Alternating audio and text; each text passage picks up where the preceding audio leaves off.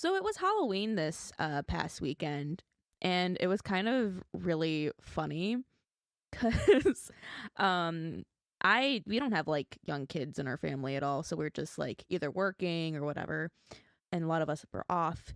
So they're like, "Hey, you can hand out candy," and I was like, "Yeah, I'll hand out candy. It's not a big deal." So we have this like giant Shrek blow up that says like "Smell my feet." What the fuck? And we put that in front of the door, and um and mind you, I had one trick-or-treater come the entire like 2 hours I was at the door. um and that one trick-or-treater came up and was like, "I like your giant green monster." What? They didn't recognize Shrek, and I was like, "Thanks, I'm old." I don't want to think And, about Shrek being old because Shrek still feels new to me. I just like was like, okay, that was spooky enough for me. So it was funny because I retreated. I'm like, okay, I'm gonna go like watch stuff or do what I was gonna whatever I wanted to do. And immediately after I retreated, like a sixth sense, like all of the trick-or-treaters just like came Oh my god. like in like a flood, and my parents ended up handing out candy instead because I was like, okay, trading off. You guys are all in the living room. I'm gonna go do my thing. Right. I was like, dang, that was pretty scary of those kids to flood us like that out of nowhere. Man, we were talking to our neighbors. We were on the call. We're like, yeah, there's not any trick or treaters out tonight. Like, what's going on? It was weird. It was weird because like didn't really have trick or treaters here either, which is apartment complexes generally. At least the kids will just go door to door to the people they know. I didn't even see any of that. Halloween's dying. I'm sad. Yeah, it I feel like yeah, it definitely is. Or I think a lot of it too is kids are being taken to like these trick or trunk events instead. Mm-hmm. Or like these designated areas instead of just being like more generic everywhere places. Fair. Which is kind of like still kind of sad because it's like, well, yeah, you can trick or treat at a friend. It's really fun to hit your door, visit your neighbor, and go like, "Hi, I want to see the gremlins that never leave this house, Oh and I my want them to gosh. give me candy." Oh my god. I used to love. I went a couple times when I was younger. I didn't get to go a lot because all my siblings are a lot older than I am, so they had kind of grown out of it by the time I had gotten around. So they got kind of pressured into doing it a couple of years with me, and it was fun because we'd go to the rich neighborhoods and growing up in like poverty, like the rich neighborhoods, handing out all this fucking candy with all their nice decorations that they spent probably more than my parents' mortgage on. It's insane. Yeah, I think I only one time traveled to like a different neighborhood because there was a ton of kids in my neighborhood. Mm-hmm. Like a ton. We were like almost like a club by street. Oh my gosh. But so yeah, there's tons of people usually came to our neighborhood for trick or treating. But one year I went to one of the girls in my class. They lived in like people called it the rich area, but I just called it the area my uncle lived. So I was like, okay, because my uncle lived like a block away from her. We went trick or treating there, and they were like, "Oh my god, this is the good place, like places to get it." And I'm like, I don't really think that, but okay. So Yeah. that was the only time I went elsewhere trick or treating outside of my own neighborhood. Fair. I always lived in bad neighborhoods, so you didn't really go trick or treating there. So it was always the rich neighborhoods because the rich neighborhoods were always supposed to have the better candy anyway. But it was safer there for the kids to go, so we went to that end of town regardless. Yeah, my neighborhood, I was very fortunate, and it was very safe. It's also, we knew like everyone who lived in all the houses. Oh. It was a bit much. Do you still dress up? Yes, actually, I have a funny story regarding that. I know we need to get into what we want to talk about, but I want to talk about the story real quick. Go for it. So, for work, we were doing like, we had a trick or trunk event where I work. And so we were like, yeah, you can dress up on that day. Mind you, they told us this the day before. So like half the people didn't dress up because half the people didn't know they could. Mm-hmm. So, I dressed up in full cosplay. Oh my god. Makeup, wig, everything. And I had like half my coworkers didn't recognize who the hell I was. They're like, who the hell is this person wearing? Because I had to wear like my work stuff over the top of it because like they had to show we were a worker there. Right. So it was really odd looking, if you know. But I went as the only cosplay I really have that's a full cosplay is Tanjiro. Take that as you will. So I'm sitting there as full Tanjiro, but it was cute because the kids know who Tanjiro is. So Right. like they came up and they're like, "Oh my god, it's Tanjiro!" And then I said the least out of character Tanjiro thing ever. And I was like, "Yeah, I'm gonna go slay some demons." Oh my and I was like, "Yeah, that's not something Tanjiro would say." That's more of an Inosuke kind of thing. And I was like, "Okay, you know what? I suck at this cosplaying stuff." Anyways, but it made people's days. Well, I found out one of my coworkers. She was like, "Oh, I she's a new coworker." And she was like, "Oh yeah, I like anime." She's like, I know Demon Slayer, but I haven't watched Demon Slayer yet because it's not in her preferred genre, which that's a whole other thing. Yeah. But she went home and she watched Demon Slayer after she saw me cosplay Demon Slayer. She's like, "Yeah, it was pretty good." She's like, it's not like her favorite thing, but she's like, "Yeah, it was pretty solid." And I'm like, hell yeah. So I got someone to watch Demon Slayer because I dressed up as Tanjiro at work. Oh my god. See, and everyone asks me. I've always worked in places where they like very strict on what you can do because you can't wear anything that would fall off or like be a hindrance. Mm-hmm. And I've always been like, "What about face paint?" And they're like, "Oh, face paint's fine. It's just makeup, right?" And then I show up in full crow, like white and black face paint, and they're like, "Oh, that's more than just makeup." And I'm like, "No, it's still makeup." Still makeup. Yep. That's we just couldn't have weapons or masks, is it? Yeah, we normally can't cover our face or we can't have wigs, but my hair for the we could wear wigs. I like double checked. I'm like, "Can I wear wigs?" Like, and then like do all this, and they're like, yeah, that's fine as long as you don't have a weapon. It's like, it's fine. It's inconvenient to walk around with a weapon. And then I didn't wear the earrings either because the earrings pinch my ears. Oh yeah. And I'm like, if I'm working and dealing with the headache that is my job, I do not want to be also agonized over my ears. So fair. But that kind of goes into what we want to talk about today, which is kind of those spooky horror Halloweeny anime. Yeah. Maybe less on the Halloween side, but more on the horror and spooky. Which and creepy. Some might say there are no good horror anime that exist, which I think they're just kind of ignorant on that, but I'm very keen on proving that wrong. Yeah. There's a lot of variety. Like I went out and I was like, I've watched and read a lot of horror, and then I realized, no, I have not. I own a lot. I just haven't read a lot of what I have. Oh my god. I love horror stuff. I've always been like big into like horror movies and scary stuff, and as long as it's like horror related and not just like very gore heavy. Like I don't like the stuff that's just like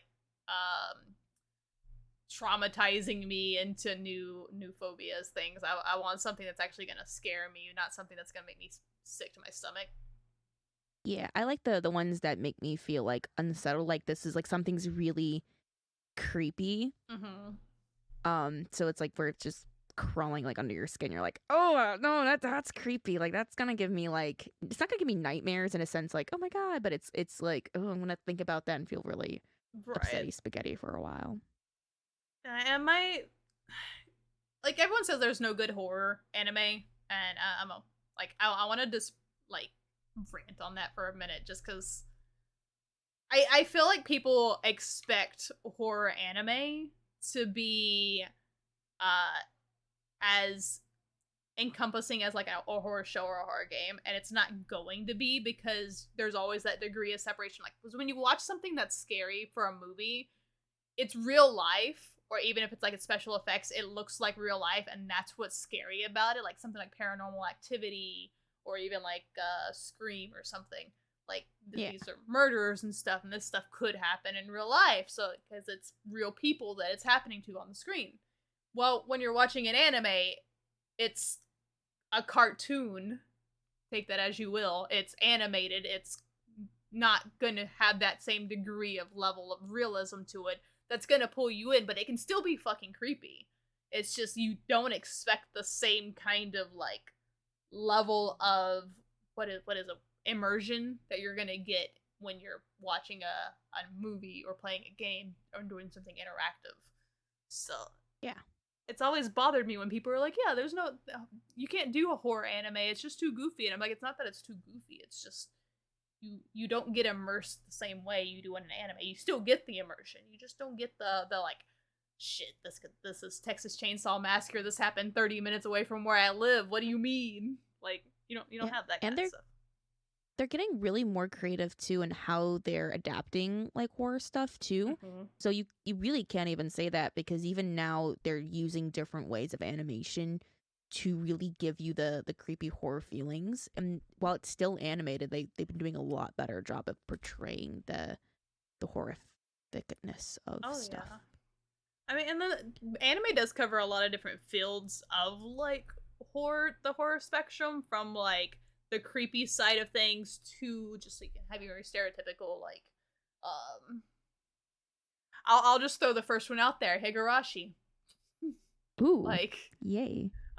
Just like your gore fest out there that's just like it makes your skin crawl, and it has a very psychological story to it, but it's not so much jump scares and like anything like that. It's very yeah, it's like you feel something is off, and mm-hmm. then you prepare yourself for the off, but the off is very like wham when it hits. Yeah, like Higurashi, because it got the remake done as well, which I haven't seen the remake. I'm only familiar with the original one that came out like early 2000s. I watched like 1 or 2 episodes of it. I can't watch it.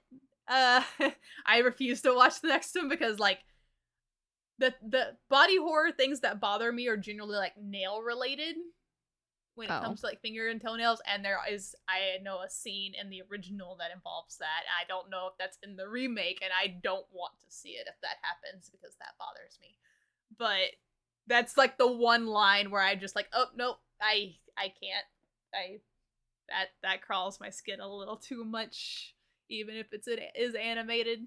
But there's a lot of really, really fucked up scenes in Higurashi.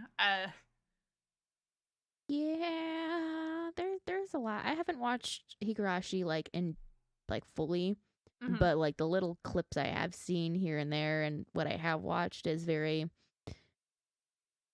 very Higurashi. Yeah, very when they cry. Very, very, very much crying. Yeah, and there's like other spin-offs of that one as well, which I haven't watched, of course, like either, which I do want to. I just don't want to watch the remake of the original just to avoid that one scene. But I am curious of like some of the like little spin-offs or prequels or whatever they are that encompass that franchise, because I don't think there's another one quite like Higurashi, like at least from my list wise. There's nothing that's that just body horror creepy that I have one that might, but okay, that's a big might. I'll talk about when I get there.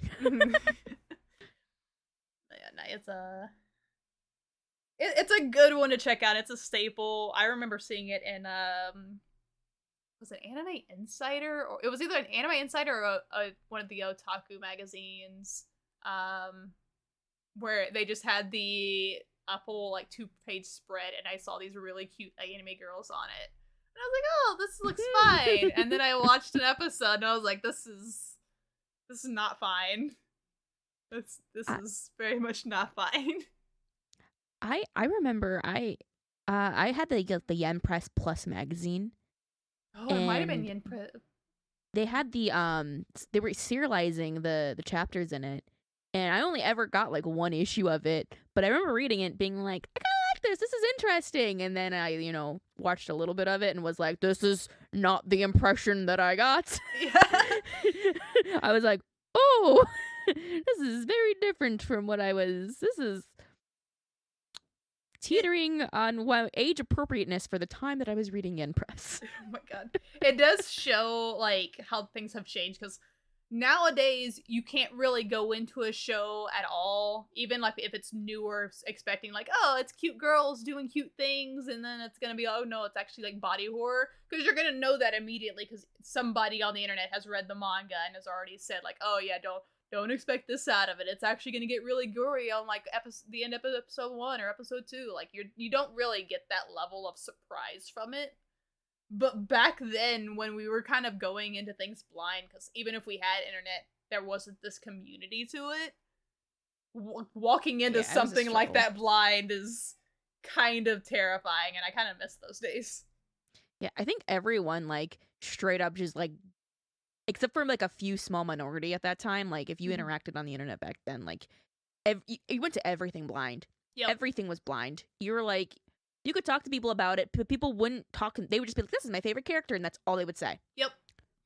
And so you just went to everything blind. There wasn't, like, in-depth discussion. There weren't, like, thumbnails that, oh, there it is. The big thing that happened in the chapter is in the thumbnail, and you're like, thanks, now I can figure out what happened from there. Thanks. Yeah. Can we go back to the days when people were actually considerate of wanting people to watch a show without fucking spoiling it? Because I do remember having a lot of conversations with friends that had watched shows. They recommended a show to me, and they didn't tell me anything about it until after I watched it, and then we had the conversation instead of them spoiling like the entire premise of the show, expecting me to have already watched it. Like, we live in an age where a lot of new anime fans have only watched like 30 shows, but they still get treated like they've watched Cowboy Bebop or Trigun or any like older series that they probably haven't, because they probably haven't watched anything in the past 6 years. I kind of see and interact with more like older people on the internet, so yeah, a lot of them have. So I'm seeing less of the younger crowd, but I know that they're out there. Yep. From when you go to cons, and that's all you see is the younger people, and you're like, oh, dying inside. Yeah, I get the good mix of both. Sometimes I try to stay in my circles of the older crowd because they're a little more respectful of that stuff, but like I like interacting with the youngers because I like to be like, hey, stop watching every shitty isekai that comes out and go watch this thing that came out 10 years ago, please. Yeah. Watch something quality. I want to be a good influence. It's okay. And I'm on the other spectrum where I'm like, please, everyone my age, watch this new stuff so we can get more new stuff because we don't normally get stuff. So I'm on like the other end of the spectrum on that. Oh my gosh. What's your first pick then? So my first pick is probably my most mild pick. It falls under horror, but just like barely. And that's Miruko-chan. Okay. So it's a story essentially. So this girl, she's just like a normal high school girl, and just one day she sees dead people, and it's like really creepy what she sees, and they're like, oh, you can see us, and she just ignores them and pretends she can't see them, so that way they don't know she can see them, and so you're seeing like everything through her eyes and what she can see, and like you're seeing her trying to act as normal as possible, and but no one around her can see what she can see, and it's a very simple premise, but they keep it interesting throughout the entire work. Sometimes some of the scenes can cater on like the ecchi side too, but like not like over the top ecchi too. Like I think if I told you it was ecchi, you would look at me and be like, it's not ecchi. but to like, so like keep that, so in that way, like it would not be considered like ecchi to you. Like I'm just like, oh, like just some of the things I'm like, oh, that's not something I would normally see in like other stuff that I read. I'm like, okay, well, but it is a very like, it is very creepy. I think like, because I've watched a bit of the anime. I think the anime is more fun, where the manga is a little creepier, just because of like the stylization of it. But I think that they're both pretty good adaptations. So interesting. Oh, we're gonna talk ecchi. We're gonna talk ecchi. We can talk about High School of the Dead. It is technically a Yeah, horror. you can, because I don't actually know anything about High School of the Dead other than it exists and uh, that it's has blood in it. it So is memed to death. So it is very ecchi. But is a zombie anime. I love zombie stuff, and it's kind of sad because it is probably the best zombie anime I've seen so far. I haven't Okay. seen Zom 100. I've heard good things. I haven't checked it out yet because the premise itself doesn't interest me, but I probably will check it out, so don't come at me on that one. But as far as other zombie shows that have aired, High School of the Dead is probably the most accurate. The whole premise, the first episode, I'll go ahead and spoil because they're zombies. Big whoop. Main dude is like confessing to his high school crush or whatever, and then zombies appear, and they're stuck in a high school, and they get some of the other kids that are not zombified yet, and they kind of rally together to try and get out of the school and try and get somewhere safe with one of the teachers.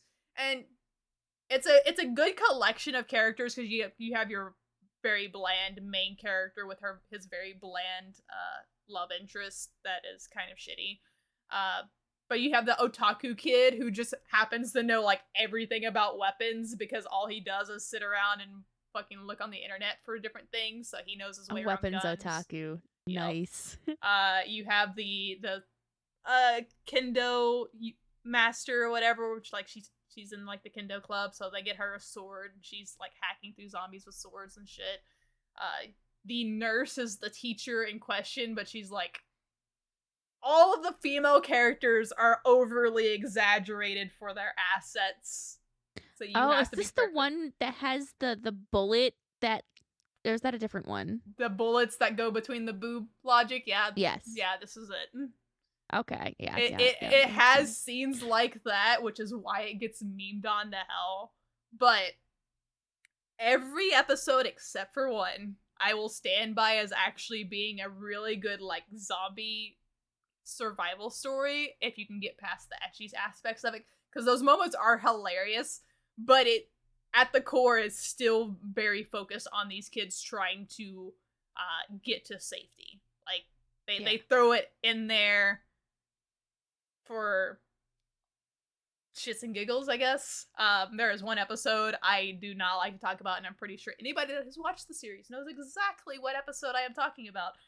Does not need to exist. It's towards the end of the series. I don't remember exactly which episode it is. I'm sorry if you watch it and you end up having to watch that episode, but you know, some people are into that. Yeah, I like zombie stuff. I've always liked really gimmicky zombie stuff too. Like Okay. Dawn of the Dead, the one where they get stuck in the mall, and the husband ties down his wife because she gets turned into a zombie, but she wants her to give birth to the baby, and it gives birth to the zombie baby, and it's so fucking stupid, but I love it. So if that's your kind of humor, I think High School of the Dead is like right up your fucking alley as well. It's just, you're gonna have boobs that dodge bullets, and one girl gets like friction burn because one of the guys doesn't have the little stand thing to put his sniper rifle on, so he uses her boobs instead, and it ends up causing friction burn on her tits, and that's a thing, I guess. I don't know how that works. I don't know guns. I live in Texas and I don't know guns. So the weapons otaku knows more than I do. By far. Mm-hmm. Well, it's definitely fits the spooky vibe. Yeah. Zombies are always spooky. Like that's the closest to a reality of like a supernatural thing I think we would ever get if like real life happened, would be a zombie virus, because vampires, werewolves, stuff like that. You're bold to assume we don't already have a zombie virus. That's fair. But you know, we lived through 2020, so who knows? Who knows? What you got next? So kind of staying on the ecchi side. Um, this one is I don't have a whole lot of anime that I've watched, but I have a lot of manga that I've read. Naturally. I haven't finished this one, so I don't know how it ends. I think I've read like 2 or 3 volumes of it, but it was very unsettling, and I do still want to read more of it. It's by the legendary creepy author. Not that they themselves are creepy, but they write a lot of creepy stuff. Mm-hmm. Um, Suzo Oshimi, and it's called Inside Mari. Okay. So essentially, this is about a kind of like gross shut-in guy, who ends up, his like only thing he does in his life is that he stalks this really pretty high school girl, every day from her when she comes home from school from this convenience store. It's really, and you're like, oh, that's creepy. So I think he manages like to actually interact with her one day, and then he goes home, and the next day he wakes up and he is her. He's like, I'm in her body, and he's like, this is like a dream come true, but it's also goes through really significant like body dysmorphia, and he's like, she's going to find me and she's probably going to kill me because I'm just this gross otaku. And it's the way the setting sounds like it's like gonna be like this kind of like fun comedic fantasy, but it's set up, it's portrayed in a way that it's very creepy and unsettling, and there's like something more at play going on, and it's just really unsettling. Okay. Yeah, because they definitely play on like the psychological creepy aspect of that, a lot more. And I need to finish it. Honestly, I haven't gotten very far in it, but the reason I'm not very far in it because when I was reading it, it hadn't yet been licensed, and the updates were irregular, so I kind of like lost where I was at. But I was keeping up with it for a while before I got busy. Fair. Okay. Sounds interesting though. Also, like the body swap thing, kind of up my alley.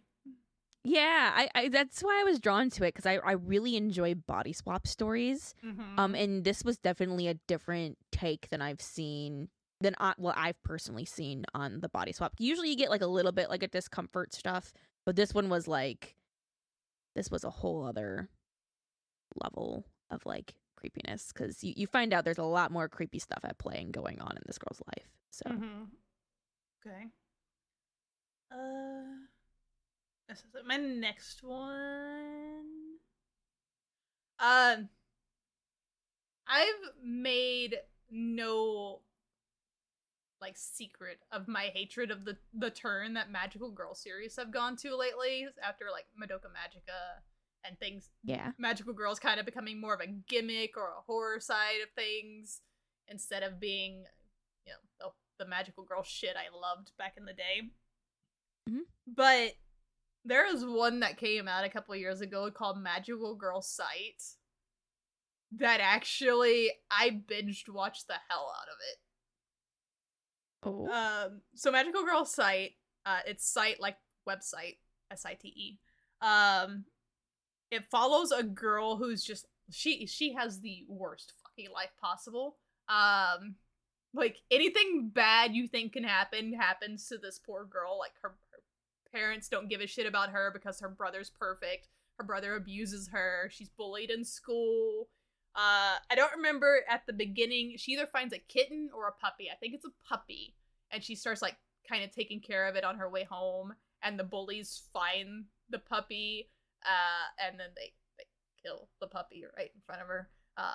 Oh. Yeah.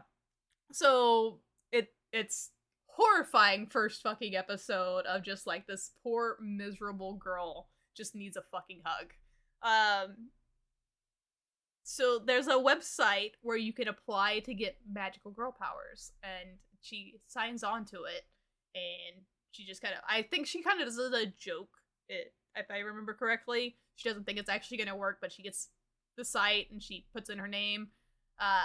What she's given is this gun that allows her to teleport anything she shoots to wherever she thinks she wants to shoot them to.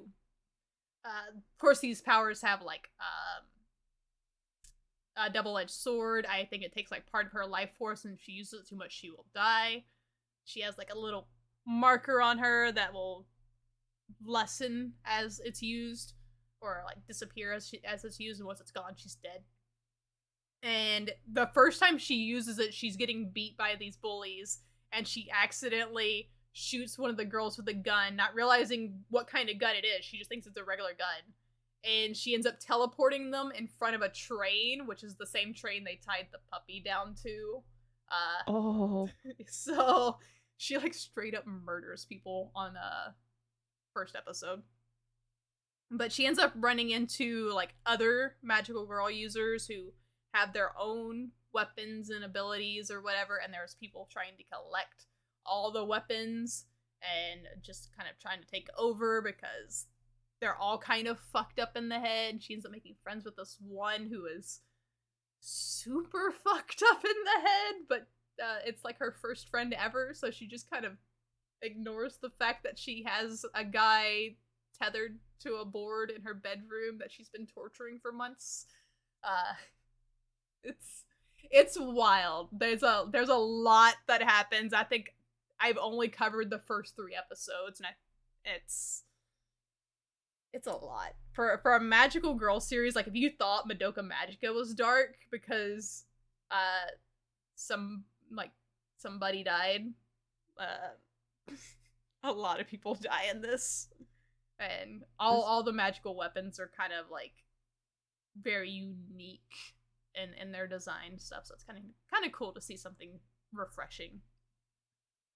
Yeah, no, sounds really good. I definitely just added it to my planning list because I'm like, this sounds like something I would enjoy. Yeah, it's like the kind of like horror and creepy stuff that I like. It's so fucked. Like they do a really good job of introducing this character and making you feel bad for her. Because one flaw anime tends to have is they try to make you feel bad for a character, but they end up just making the character so shitty that it's like, you kind of did this to yourself kind of situation, instead of you feeling sympathy for them. But they build her up to where it's just like, goddamn, she can't catch a fucking break. And she's a good girl. She just wanted a friend, man. That's all she wanted. She wanted a puppy and she wanted a friend, and she just got fucked over on both accounts. Yeah, that's my third pick. I'm going to kind of go completely unrelated one. Mm-hmm. So this one is called Partner. Okay. It's a short manga. It's not a license in the United States, so you do have to watch it through sketchy means. Mm-hmm. I mean, not watch it, read it. But it's by the creator of Kodocha, Miho Obana. Okay. Actually, her work she did immediately after Kodocha. And I read this and I sat back and I'm like, that was some fucked up shit. What the fuck did I just read? I like sat there and I was just like, it's stunned what I just read because it was not at all what I was expecting. Oh my god. I missed the horror tag on it. It's what happened. Oh no. I didn't know it was horror when I read it. So I think that's why I was so shocked at the time. But like it's very short and very interesting. So some things kind of come across kind of rushed because it was very short. Mm-hmm. But essentially it's a story about the set of twins who they're identical, and these 2 girls, one's older, one's younger, and then they are best friends with this other set of twins, but they're fraternal. So one of so the main character is one of the sisters. I'm gonna just call her Sister 1. Because their names are too similar to like go into. Mm-hmm. But Sister 1 really likes boy twin 1. Okay. And she finds out, and boy twin 2 really likes her. Well, she finds out her sister twin 1, girl twin 1, I'm sorry, girl twin 2 is dating boy twin 1. You're getting yourself confused by giving them numbers instead of using their names. I think the names would be equally as confusing at this point. Well, like one of their names are Moe and Nae. And then the other one's like Ken and Takashi. And I don't remember which one's which because I read it once. Okay. So but the main character, so anyway, so she finds out her sister is dating the twin that she likes.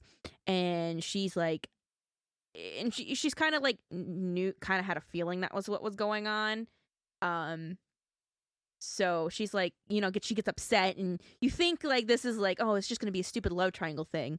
Well, her sister ends up like leaving the house, and she gets in a car accident and she dies. And she's just like, I was just super shitty to my sister just now because I was jealous because of a boy, and now I can never talk to my sister ever again. Well, she just has like guilt, and she's upset. She's lost her twin sister, like her identical twin sister. So she's just like absolutely distraught. But even weirder is like, they have her body at the hospital. All of a sudden, her body just goes missing, and they're like, where the hell is her body? Like, what? So they're just like this. It's just unsettling because they hear on this news like there's these weird disappearings of like dead bodies happening, and they're like, what's going on? Why did they take my sister's body? Like, this is no, how could they do such a terrible thing to us?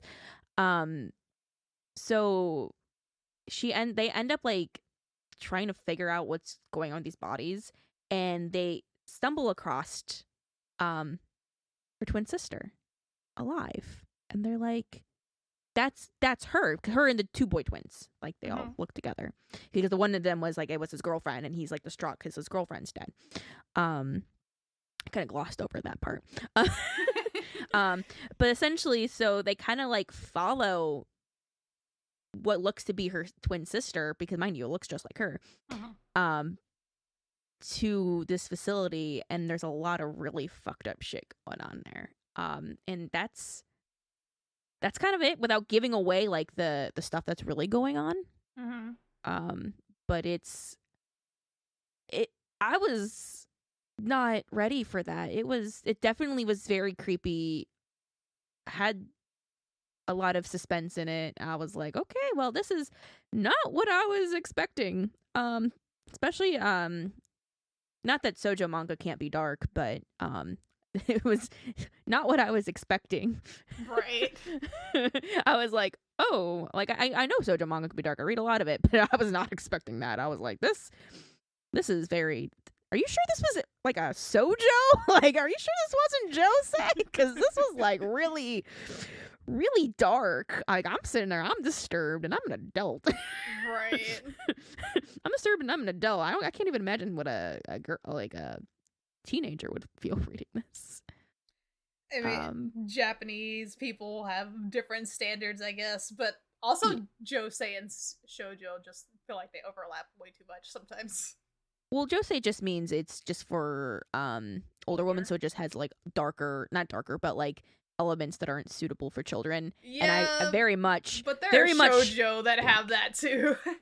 There is, but like this teetered that line, like that, like other things have teetered that line. This crossed that line. I'm like, how the hell did this pass? But then again, after that, the author went and wrote a josei, so I was like, that makes sense, right?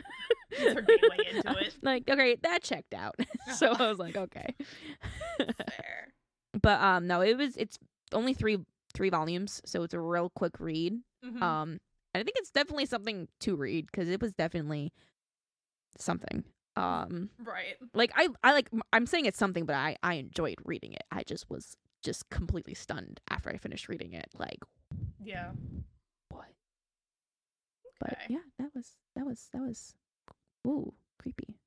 So my next one, I am 99% sure you've never watched it or read it, and it's gonna be weird because I do think you will like it, but I think you'll like it for the stuff that happens later in the series and less for the stuff that's early on, which I think is why this would probably avoid your radar a lot. Blood Plus. Oh, I've seen Blood Plus around. I haven't Yeah. watched it, but I've seen it around, and it's actually been on my to-watch list for a while. Blood Plus kind of gets overlooked now because the existence of Blood C has kind of ruined it. And it's a little unfortunate because Blood C is okay. Blood C is very much just a gore fest, and it's supposed to be tied into Blood Plus, but it's kind of not. It's very like off the rails because Blood Plus is essentially the sequel to Blood the Last Vampire, which is a movie that came out in the 90s. You don't have to watch the movie first. You can go and watch the movie after. It does not matter. You get all the information in the series later on. It actually probably works better if you watch the series first, honestly, and then go back and just like, oh, I'm curious what happened before. So Blood Plus follows a girl named Sana. She is adopted into this family where she has her father and two brothers, one older, one younger. They're none of them blood related. And in the first episode, these monsters start attacking her school, and these monsters are quote unquote vampires, but they don't look like the stereotypical vampires that most people are associating with the word. They're very grotesque looking, which is kind of original vampire looking. She gets through the plot reasons. I'm not gonna go into the big details of it. She learns that the only thing that can kill these vampires is her blood, and she is handed a special sword where she can kind of cut herself on it, and it puts the blood in one of the little trails in the sword, so she can cut them, and it injects them with her blood, and they die. Actually, I would love to watch this. This is already up my alley. What are you talking about? It's because it's not generally presented in this way. Because a lot of people are just like, oh, she fights monsters and stuff, because it's not initially presented as like vampires or anything. It's like, oh yeah, survival story of girl trying to, kill monsters, demon slaying, that kind of thing. So lots of plot happens. I will not spoil, but I will spoil one thing, because it's very prevalent to the story overall, and it's revealed pretty early. But there is a singer called Diva who is kind of creating these monsters, these vampires. Diva is her twin sister, and theoretically, this is never really shown in the show, but Sana would be able to create these same types of monsters, and Diva's blood would be able to kill hers. Their bloods do not mix, so the only person that can kill Diva is Sana, and the only person that can kill Sana is Diva, and it turns into a whole battle between the two of them. It gets a little risky towards the end, involving the fact that they can make themselves human vampire servants that serve under them. Sana has one that shows up very early that it's just, there's a whole plot of how that happened and stuff, but they are essentially very attractive men that are now duty bound to like serve their vampire queen kind of thing. But yeah. There's a lot of like intrigue that happens later on that I know you will love when you start getting down to the nitty-gritty of it.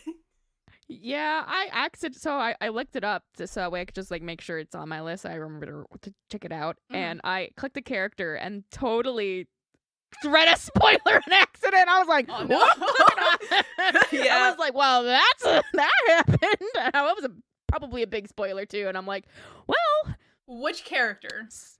I clicked on Diva because I was trying to look at her picture, and then I, by instinct, because I'm awful, and my first instinct is to undo the spoilers on the Annie list page. So I undid the spoilers, being like, oh shit, I shouldn't have done that. And of course, I read like the first like 4 words, and I was like, oh, that's a spoiler. Okay. Yeah. Yep. It's okay. That's not the biggest spoiler. Yeah, I didn't think it would be the biggest, but I was like, No. well, that's a spoiler. But I was like, okay, well. The bigger damn. spoilers would have been revolving 3 of the male characters. So you're good. Just don't click Okay. on any male characters, no matter how hot they are. You're good. I immediately clicked off it. I'm like, oh, my bad. Yeah. It's great. I love the world that they built in it, and how they kind of explain why they work the way they do. Because the Blood the Last Vampire movie is essentially Sana before in like the Vietnam War fighting these monsters. But apparently Sana has to go into like Odin sleep, essentially, after so many years. So she fought in the Vietnam War against these monsters with the person that is her dad in the current series. But she went to sleep and then she woke up without her memories. So she has no memories of like anything from the movie, and you learn about them through the series. So that's why I'm like, you don't have to watch the movie first. You can watch the series and then go back and watch the movie if you're interested. The movie is very dated since it's 90s, and Blood Plus itself is kind of dated, but yeah. I have no problem with it. Some people might, and I don't think it's a better introductory to the series than Blood Plus is. So yeah, and then Blood Sea is supposed to be sometime after that, but that Blood Sea is like the one Clamp series that I do not stand. So that's no longer creepy vampire monsters, but giant like squishy bunny people that stab people with pointy fingers and eat people like skewers and rip people in half with their legs splayed open kind of thing. It's just shock factor. Yeah. That's my big recommendation to try and get Shio. Well, I mean, I was immediately sold on the what sold me really was like like her blood is like the thing that kills them, and it like works. I'm like, oh, that's a concept that I've played around with in my brain before, and I'm like, oh, it already exists. Well, then I want to watch it. Yeah, it's so good, but again, like the dynamic between her and her servants, and Diva and her servants, is it's spicy. It gets spicy. So, what's your next pick? Well, this one's definitely not spicy. Okay. So this one is it's a new one. This one started this year. It is, again, it's a manga, because I read more horror manga than I do watch them. And this one, it's not labeled as a horror, but I think it's horror, because I'm like, I'm unsettled when I read this. So essentially, it's through the main the main character's point of view is this guy, and he has a younger sister who he kind of like really adores, not in a creepy way, but like in a normal brotherly way. And they're like a normal family. Well, his like sister starts acting off, and he's like, hey, like what's going on? Well, like the next day, like she kills herself. And he finds out why. It's because she was R-word by someone, and so he gets upset and he hunts down the person who did this to her, and he kills him. He kills. He's just like straight. Like, this is, mind you, this is all like the setup. This isn't like the story. This is the setup. So he goes and he kills them. And he kills them in front of like his child, essentially. So he ends up like admitting to it, like going to prison for it. He's like, I did this, like, even if I was upset, I shouldn't have killed someone over that here, but like you're the reason, like I don't have my sister, like whatever. So so he comes out of prison because he's done good behavior, because, well, technically people aren't going to be that upset typically if that someone like that is killed. He goes back, and his mom is like doing volunteer work. She's helping out at this orphanage, and one of the kids, she's doing like some kind of foster care. One of the kids she watches over is just like very eerily familiar, but not outright familiar. He's just like, she kind of reminds me of this, but are they involved with, is this who I think, is this that child? And why are they around my mom? Like, and is this some kind of revenge? And it's just kind of trying to figure out like what the hell this is actually going on regarding that, and this child who is very heavily hinted at what I'm saying. But it's really creepy and unsettling. So it's it's suspenseful, but it's also like very real. It's like very real emotions, but also it's like it's kind of really creepy because you don't know. I don't know how this is gonna go. It might end up going in a non-horror way later, but for now it feels very creepy and horror-esque because weird shit's happening, and I'm like, that's really fucked up weird. This is definitely, that's why with the stuff that happened in the recent chapters, I'm like, yeah, this definitely fits more like a horror scope from what I would say. So, but it's just started, it's ongoing. It's like, I think it only has like 13 chapters. No, it has like 6 chapters. It's like not even a whole volume. But it's so far it's been like pretty decent. Interesting. Okay. New series. Maybe an anime later. Who knows? It's it's definitely interesting though. Yeah. Okay. My next one, I get to talk about one of my favorite series of all time. And I get to talk about it in a way that I didn't expect to talk about it, because when I first made this list of horror anime, I didn't think about it until like as we were preparing. So I don't have this one as prepared as normal. Okay. But it's Digimon. It's Digimon. Oh my god. It's Digimon Ghost Game, which is the newest iteration of Digimon. So it started airing a few years ago. I think it's finished. I'm not fully caught up. I'm still watching it. But in this iteration, it is very much more horror-esque. Kind of episodic at the beginning, where the Digimon, they don't fully manifest in the real world. They kind of manifest as spirits. So like the main character is kind of solving the the 7 scary stories of the school, the 7 wonders of the school or whatever, and they end up being Digimon incidents.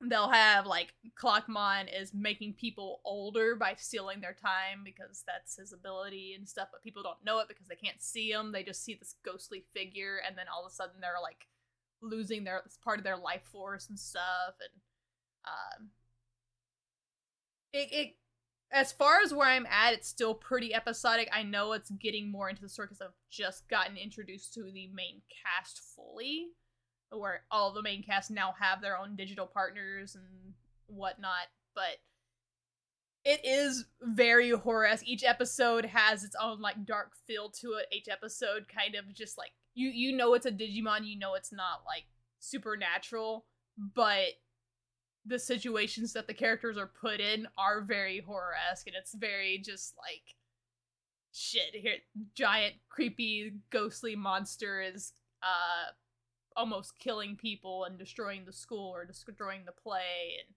whatever's going on. And it's a very much, it's not the darkest Digimon series for sure, but it is probably the most different from what they've done for the past like 15 or so years, because even like Tamers was really dark. It was still very like, oh, the Digimon and their Tamers are pairing up to save the digital world kind of thing, and this is very much like trying to stop the Digimon from wreaking havoc in the real world and causing problems kind of thing. So it's the one where the Digimon are actually the bad guys. Oh. So yeah, I didn't think of like it makes sense that it is listed under horror now that like when I looked at it and I was like, it is, but I didn't think about it being that way because it's Digimon. I'm just watching it because it's Digimon. I'm not watching it because it's horror. But it is just like you're kind of ghost of the week, but you're ghost or Digimon instead. What's your next? My next? Okay, so this is another short, well, another newer series that's come out like in the last year. I've read quite a bit of this and I really have enjoyed what I've read of it. It's called let me make sure I get this name right. A Shibatarian. Okay. I might have mentioned it before, but I want to talk a little bit more about it. So this is definitely horror. If it's not horror, I don't know what it is. So essentially this starts off with this. You have your main character and he just wants to make like a movie. He is very interested in movies, and one day he meets this guy named Shibata. And he's like really weird because he's like looks like he's heavily bullied. Like he finds him like buried up to his head like under a cherry blossom tree, if that says anything. Like it's how you're introduced to this character. And it turns out that they both have a common like for movies and stuff. So like they kind of like shows through like at school this other guy, he's kind of really bullied because he likes movies and stuff and he tries to like stick around or whatever. And he's like, and Shibata's like, oh no, we like at school together, like yeah, I hate those guys, da da da da da. And he's like they're like, you have no friends. I'm like, no, I have a friend. I'm friends with Shibata. And they're like, who the fuck is that? We don't know who this is. And they're like, in this class. And they're like, there's no one in that class by that name. And so like no one knows who he's like, you know, he's like it's almost like Shibata is a ghost, but he is not a ghost. He's very real. And it's just really, it sets off like making you feel really creepy first. But then like all of a sudden like, they're no longer in school together.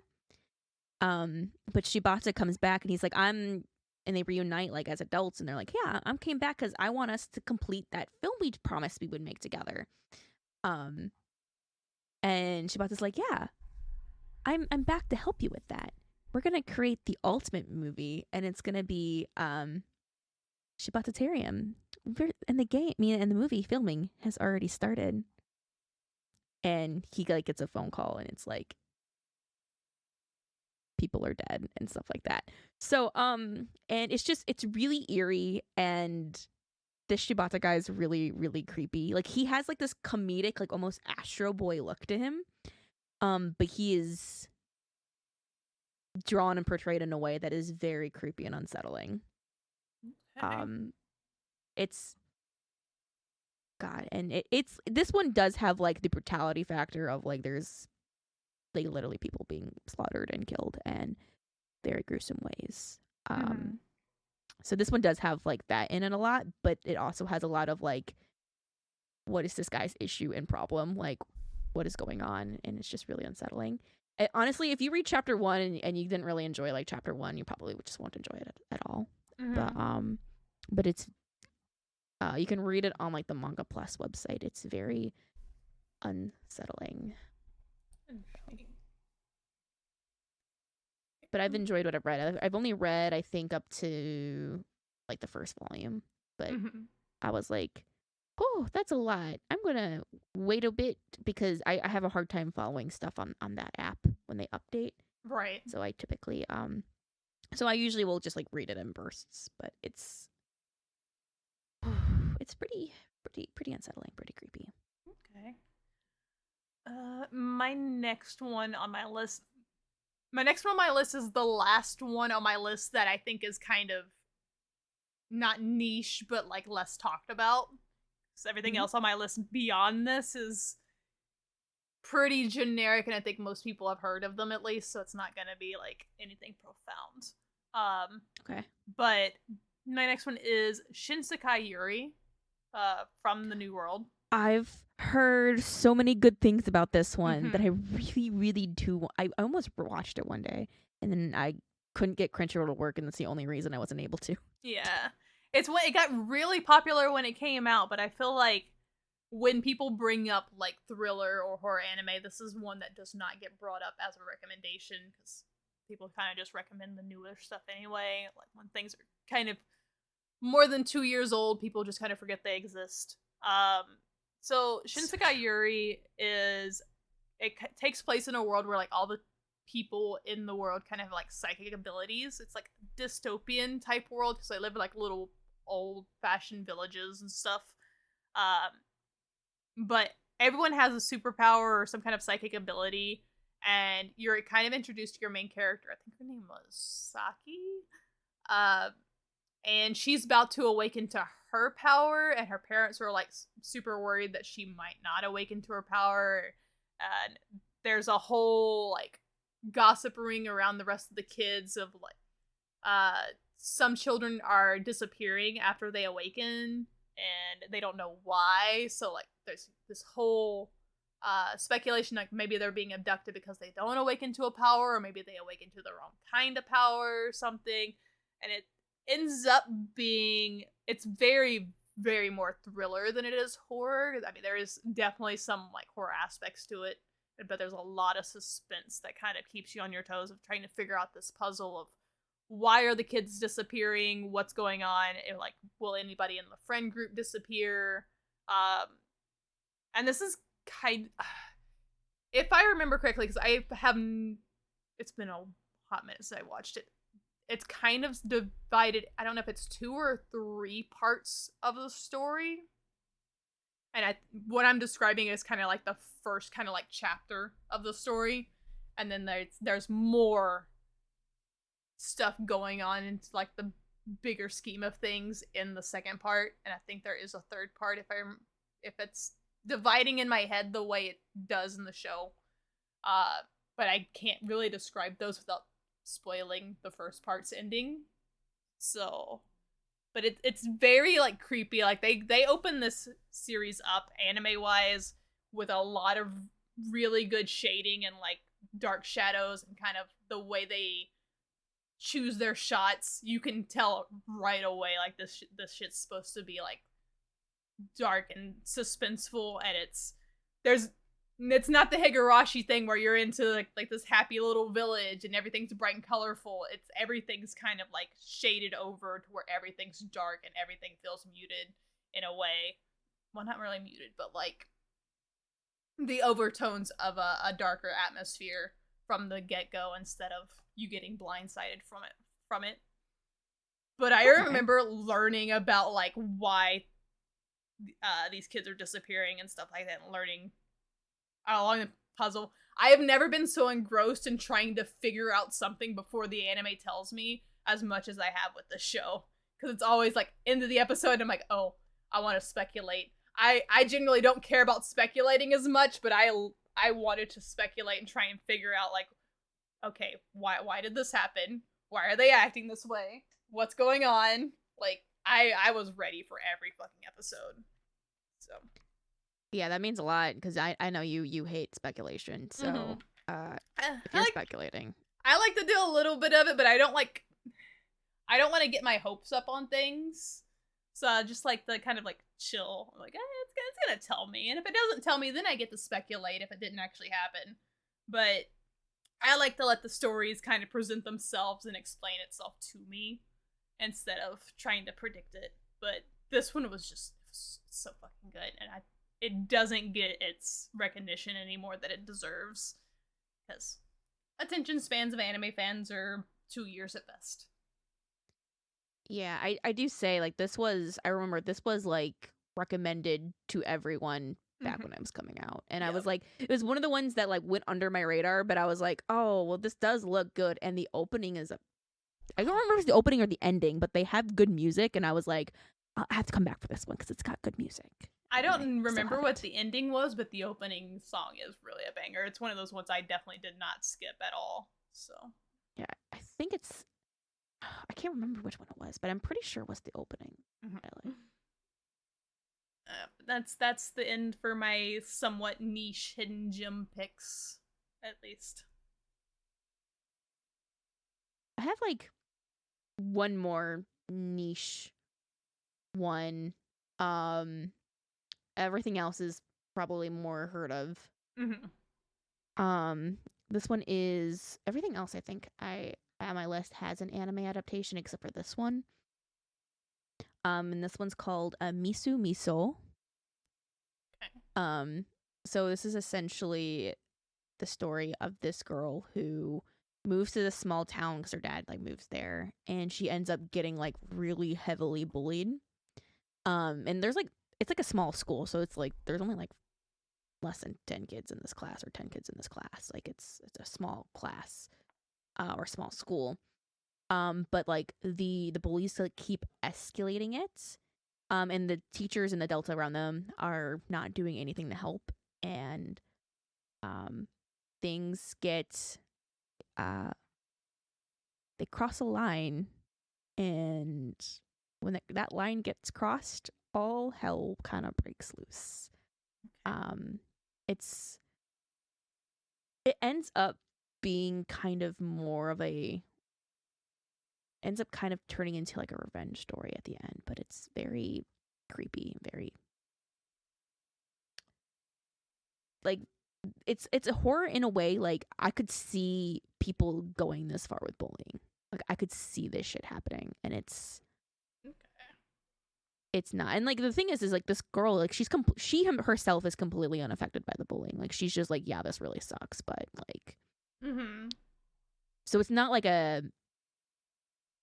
big psychological thing, but it's a very much like maybe later it is, but it's I can't because it's only 3 volumes. I can't say too much without giving away like the stuff that happens. Right. But it's what it's just very like it's awful. It's awful in a good way. Mm-hmm. Like the stuff that happens is awful, but the story itself is not awful. Mm-hmm. I keep reading this one. I've read it more than once because I keep reading it, forgetting that I've read it already. Mm-hmm. Oh my god. I'm like, oh yeah, this looks good, and I read. I'm like, wait a minute, I've read this before. Yeah. And I feel like you've done those with a couple things. I probably have, yeah. But this is one like I'm not kidding, like not even a year had passed, and I'm like, oh it's not like memorable like long term, but it is genuinely like. When I think of horror, like I do think of the one scene in this a lot. Right. So, okay. I just can never remember what's freaking named. Alright, so for my actually before we get into mainstream picks, we want to do a vibe check? Yeah, sure, let's do a vibe check. You can go first. Oh my god. Alright, so my vibe check for this episode, I can go one of 2 ways. I'm gonna go with the one I've been watching from this season, actually. So I have been watching quite a bit from this season, surprisingly. But there's like a lot of good stuff this season. Yeah, I was a little surprised because we haven't had a stack season like this for me in a while.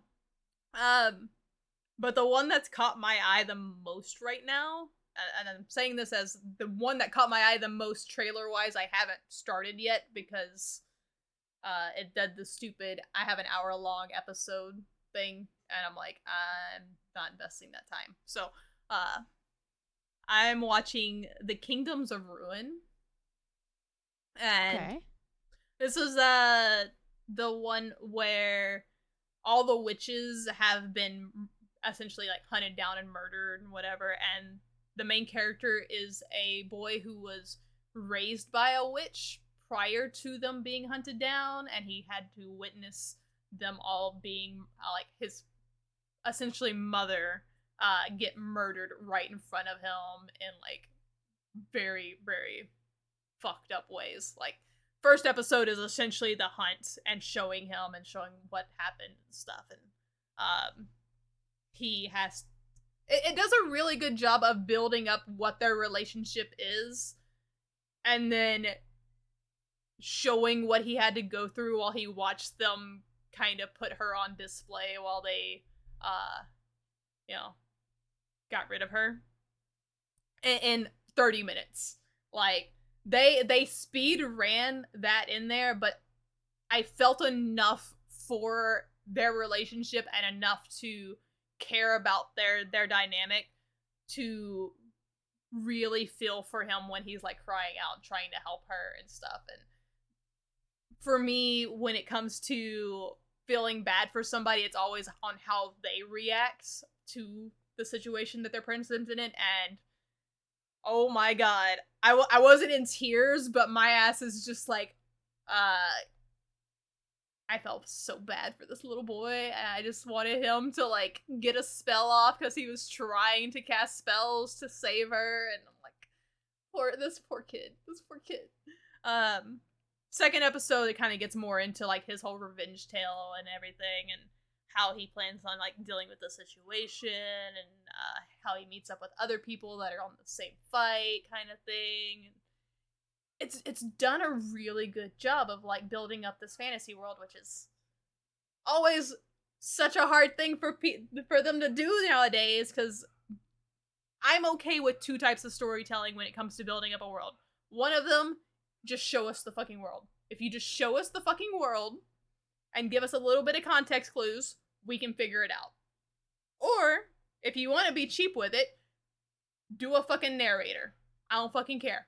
Please give me a narrator to be like overview of what this world is. Fairy Tail did it. It worked. It's fine.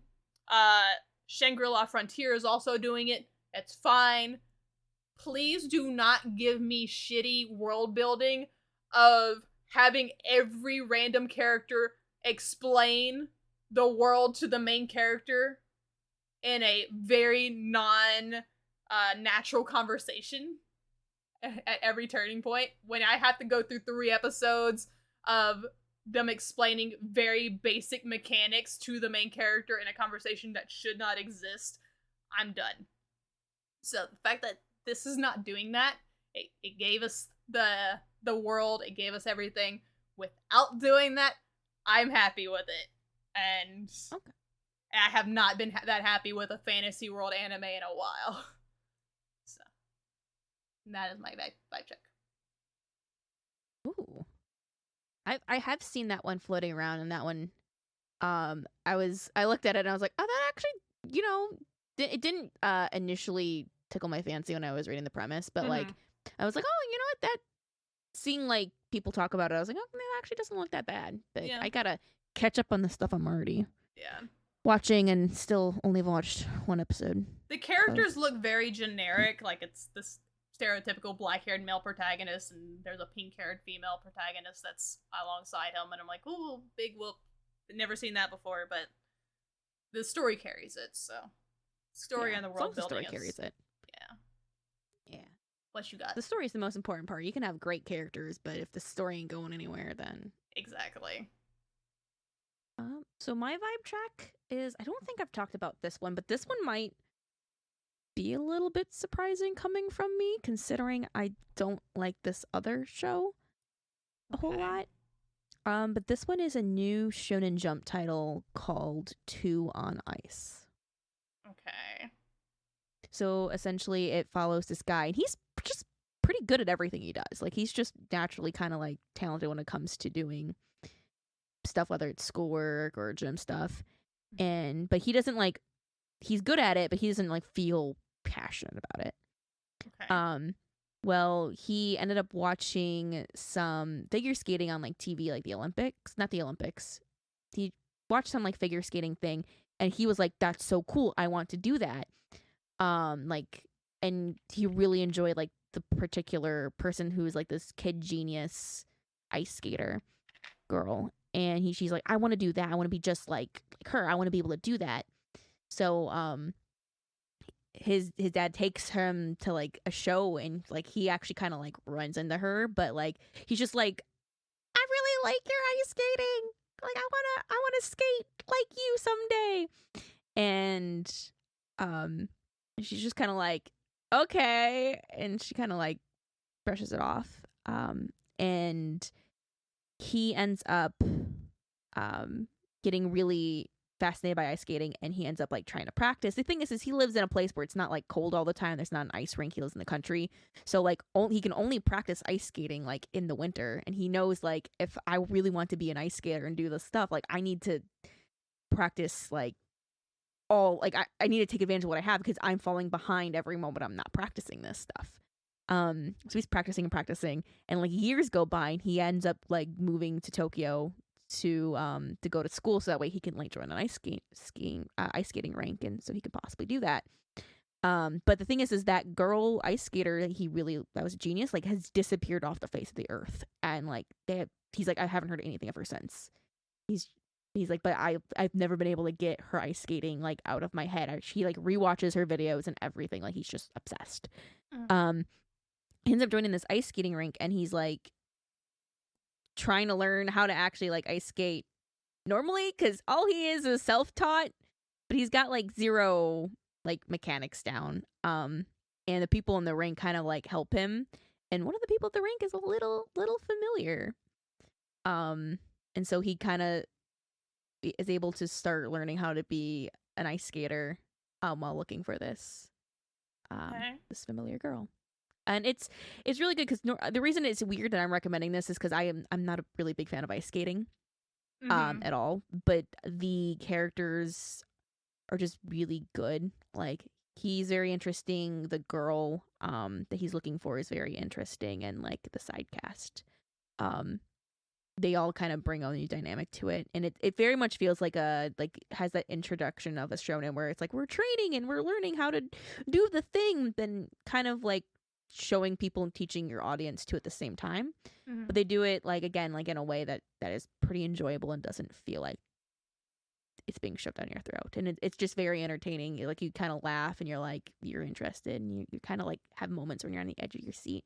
This has just started. I think it's only like 6 or 7 chapters out so far, but so far I've enjoyed it. I haven't watched or read many new things recently, so like this is one of the newer things I've been checking out recently. So okay, I think I've heard of it because it's definitely come across my radar of being like another ice skating anime. So yeah, so it's if it ends up doing well, it'll probably eventually get an anime. It just it depends on how well it does in Jump. But all of this new stuff that came out in Jump recently has all been like really solid. So it's like, okay, this is promising. Actually, it's kind of a little concerning for like some of the other series in Jump, because usually they're not all super duper successful like this. Okay. So. All right. So back onto the main topic. My next anime. It is my turn, right? I think you just went. Yes. Okay. Going to go super generic on here, and we're gonna go into the number one vampire anime that everybody knows, and that's Hellsing. All right, Hellsing is horror, isn't it? Yep. So there's Hellsing and there's Hellsing Ultimate. Hellsing Ultimate being the readaptation, where they just made it more faithful to the manga. Hellsing is very good, very dated, but the soundtrack is absolutely fucking amazing. It just has a fake ending to it, which is why a lot of people were unhappy with it in the beginning, because I think it's, I don't remember if it's 9 or 10 movies in Ultimate, which are like hour-long OVA episodes. I think it's 9. And the original Hellsing series, I think, only covers 2 of those. 2 or 3. I think it's 2. So there's a lot more to the story that they cut out from the original series, but oh my god, if you get a chance, go listen to the fucking soundtrack from the original, if nothing else, because while Ultimate is good, it's very well animated, it's very faithful to its manga adaptation, the story's great, the characters are great. They have some very questionable music takes they put in there that I am still not okay with, and it's the only reason why I genuinely don't recommend the series, is just because my personal bias against the music.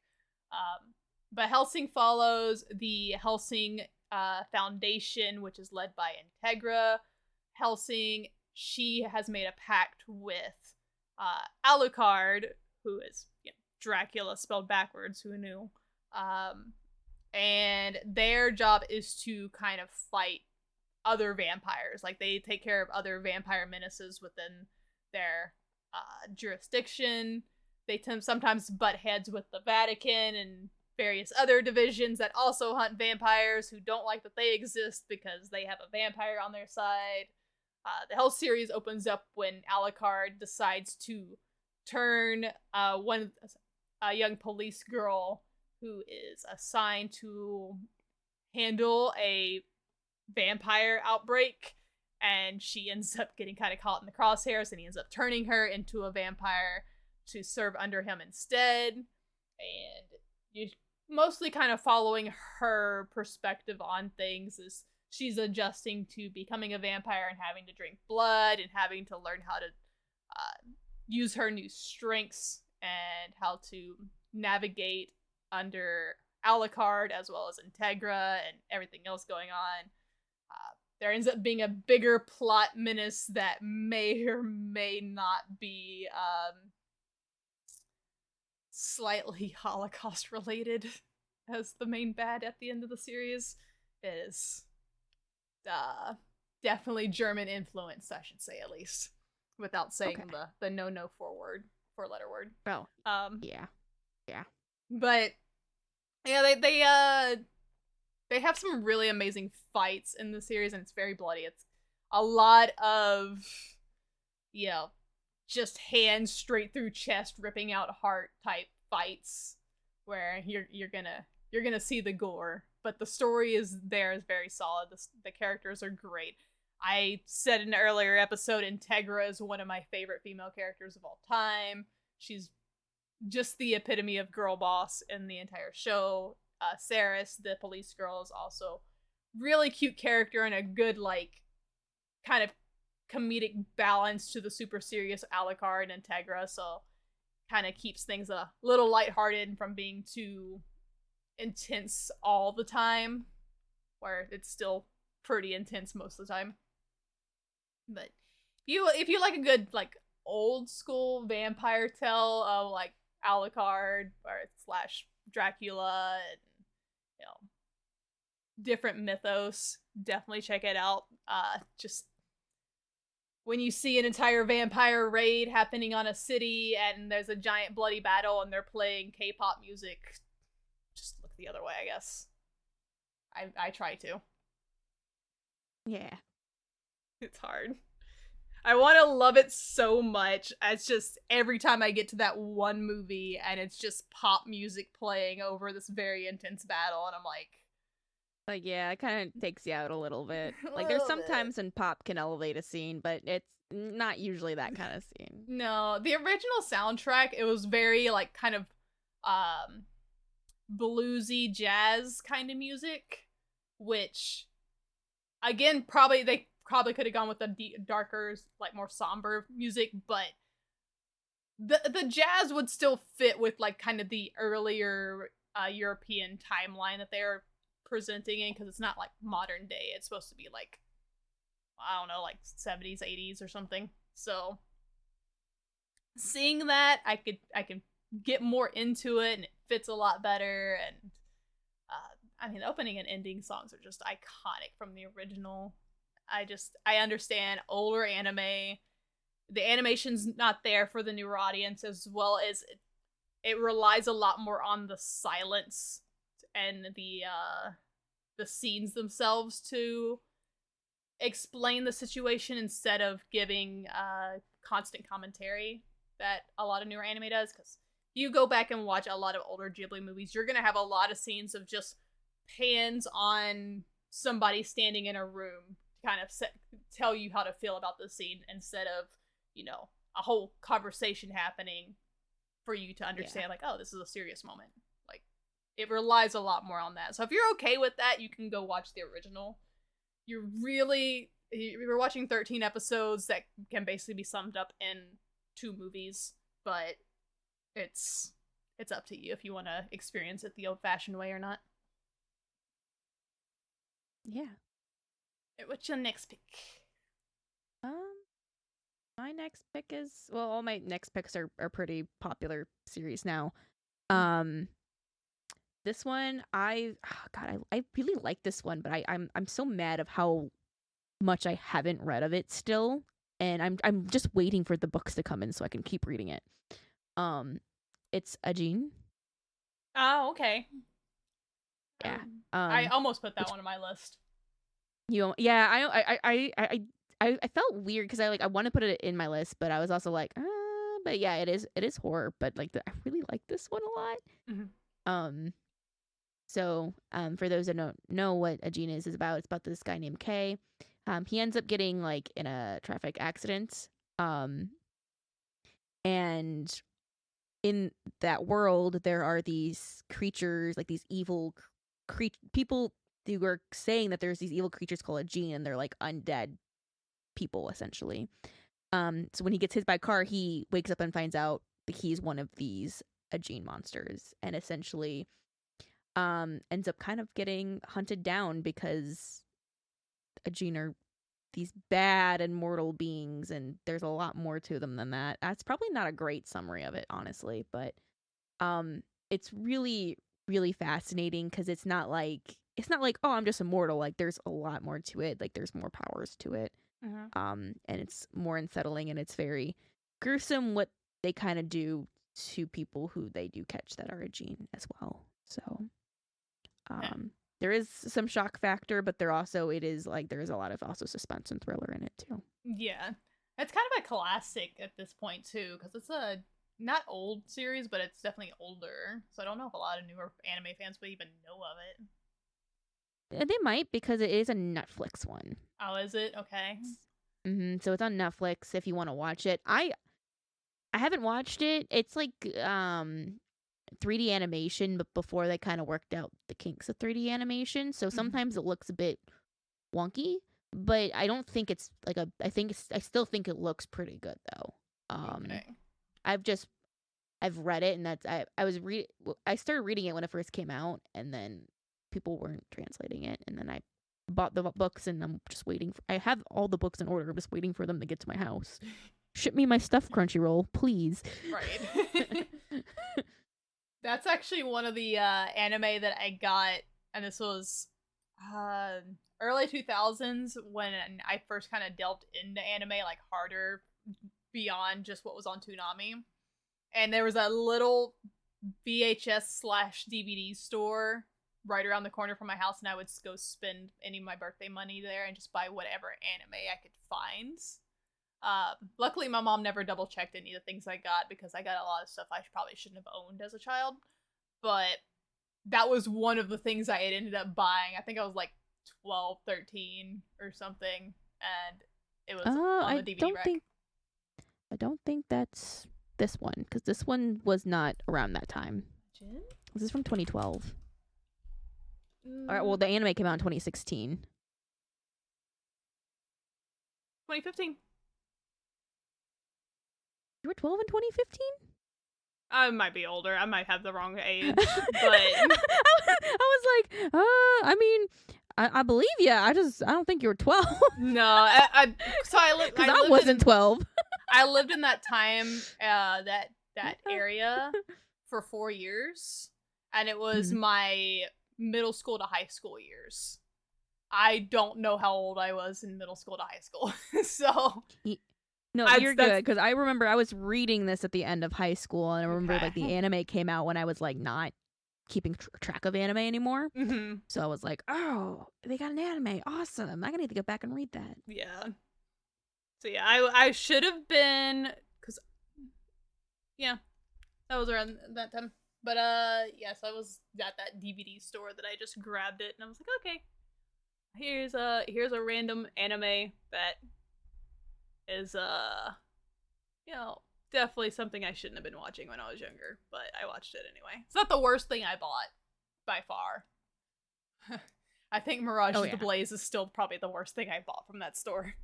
But Oh, we don't need to talk about the fact that I watched Yaoi and didn't even realize it was sussy when I was younger because I was too sheltered. Already had that conversation. yeah. we both had very similar yaoi interactions, early yaoi. Yeah. That's gonna be interesting. Some people that's scary and horror too, but Oh my we won't go god. into that. We won't get into that though. I mean, for me, I would say just Yuri is the more scary one because as good as it could be, it just doesn't have the story that line that yaoi tends to get. They tend to just make Yuri just pure smut, which is kind of funny. I will say there's a lot more that isn't coming out now Mm-hmm. because I've actually like increased because I don't like very smutty Yuri. Yeah. But I have found like some Yuri that I really really like, and I've gotten a lot more Yuri in my collection than I've ever had. I have heard Um, that more better Yuri has come out since Citrus. I think Citrus kind of opened the yes, door for that, yes. ironically. Unfortunately, yeah. Like, unfortunately, it had to be citrus. Is what I mean. Right. Like, like it's not unfortunate that there's more Yuri because I'm happy there's more Yuri, but like, it's unfortunate that it had to be citrus. Yep. As long as they got something. Yes. My next one. I'm gonna go with something I both love and hate. I like the series. The series is okay. I hate what the community has done with the series because back in my day when people were being like anime isn't cartoons, it's not for kids, case in point, here's Elfen Lied, it has blood and tits, and Elfen Lied is apparently a horror anime, so I hated those people so much when I was younger, and I hate them even more now that I'm older because it's still such a stupid argument because there is anime very much for children, and there is very much cartoons that is for adults. Then this entire argument needs to fucking die. But Yep. Elfen Lied, kind of supernaturalish. It follows like these. There are humans that are born that are supposed to be like the next evolution of humans, I think, if I remember correctly. I don't know how badly it's actually explained in the anime or not. But they're born, and their telltale signs that they're different is they have pink hair, they have little horns on their head that look like cat ears, and they have invisible arms that can literally cut through anything. So your opening scene is this fully naked chick with a helmet on, and she is just tearing these soldiers apart limb from limb, and there's just blood spurting everywhere, and there's boobies on the screen, and all the horny teenage boys were like, yeah, this is anime, let's go. It's actually really a good series.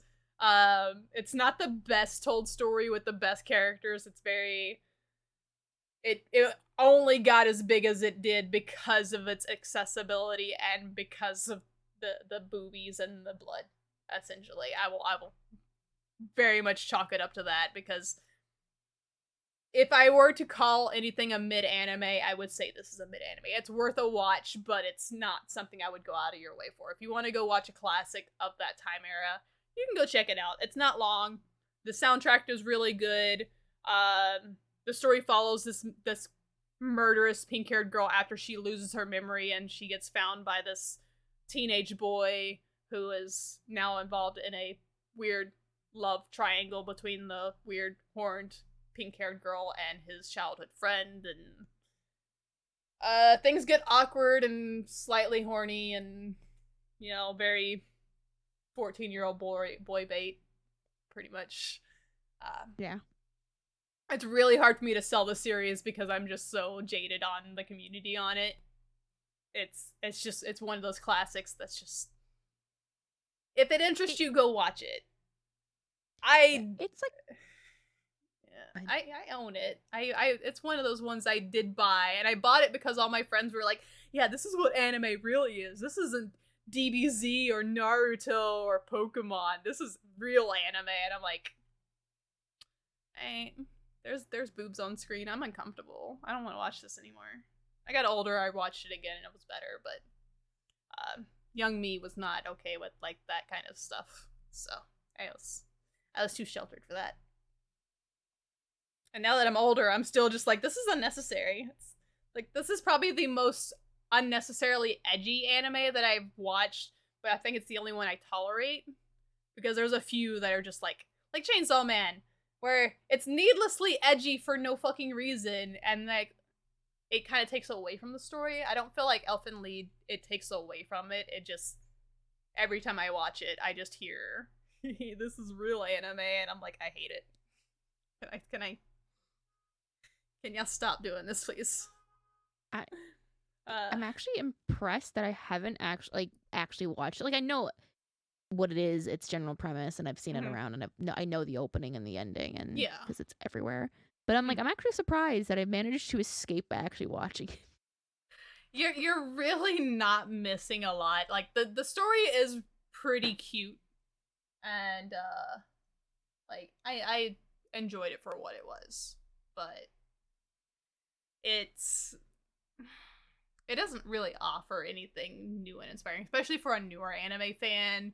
There's been many things that have covered similar concepts better at this point, so you're not getting anything profound from it. But if you want to see a classic with boobies and blood and cute girls with horns that look like cat ears, more power to you. Yeah, we can watch it for the pink hair and the boobies.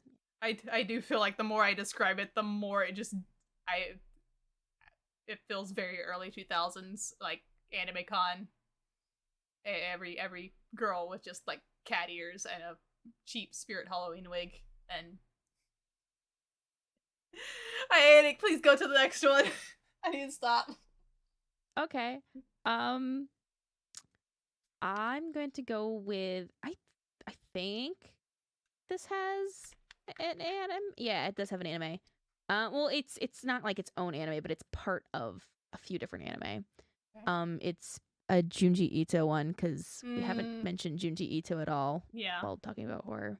But the one that I have actually read is Tomie. Yeah. I've heard good things. The animes I've always heard are really bad, and I don't read manga, so but I'm very familiar with the artwork from it. Yeah, I've I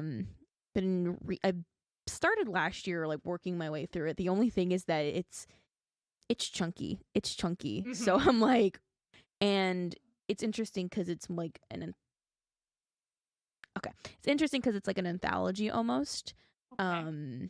With the chapters being, it follows through like a storyline, but then it also feels like it's episodic as well at the same time.